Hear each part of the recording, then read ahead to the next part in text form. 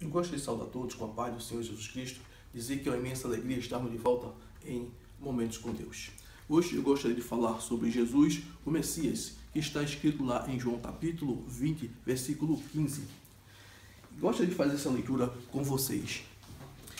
João capítulo 20, versículo 15 diz: Perguntou-lhe Jesus: Mulher, por que choras? A quem procuras? Pensando se tratar do jardineiro, ela responde: Senhor, se tu levaste, dime onde o puseste e eu irei buscar. É interessante saber que após ressuscitar, a primeira pessoa que Jesus viu foi Maria Madalena. E nós sabemos que o testemunho de uma mulher não era válido naquela época. Mas, de acordo com Lucas 24:36, Jesus também aparece aos discípulos, aos apóstolos, que testemunham nascimento, vida e morte e ressurreição do Senhor Jesus Cristo. E o que eles ganharam com isso? Bom, eu acredito que perseguição, tortura e morte. Deixa eu te dizer uma coisa muito interessante. Se Jesus não tivesse ressuscitado, a morte de todo esse povo seria vão.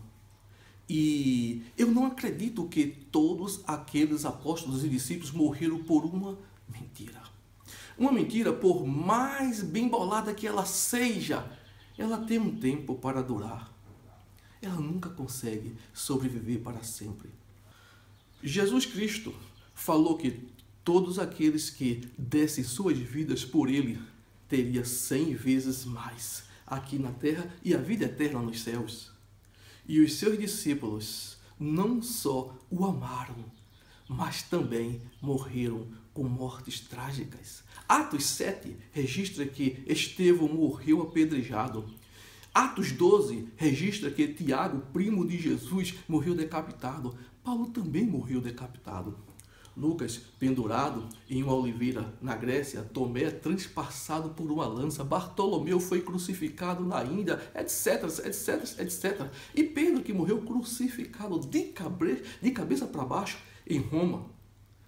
João foi o único que não teve uma morte trágica, mas recebeu a prisão perpétua na ilha de Patmos, que também é trágico e doloroso. Todas essas trágicas mortes estão registradas nos manuscritos de Jerônimo e John Foxe. Você pode conferir mais tarde, de acordo com a história.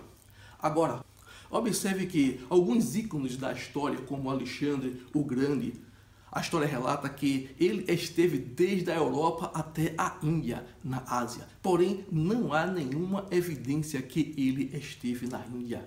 Nem tampouco nenhuma certeza que ele morreu de febre. E só depois de 300 anos de sua morte é que temos alguma evidência da sua morte. Mas mesmo assim, a história insiste em fingir, em acreditar nisto. Sócrates, Platão, Homero, não há nenhuma evidência, nenhuma prova contemporânea da sua existência. Você sabia disso? Mas os historiadores fingem acreditar.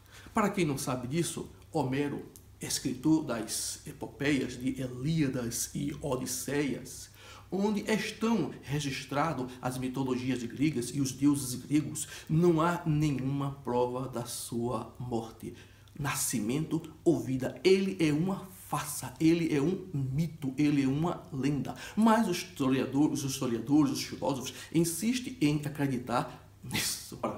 Os evangelhos de Mateus, Marcos, Lucas e João certamente figuram em primeiro lugar como as principais fontes do estudo sobre a vida de Jesus, embora exista outras fontes não cristãs a respeito de Jesus, como Públio Cornélio Tácito, famoso historiador romano, que afirmou que Jesus morreu na cruz.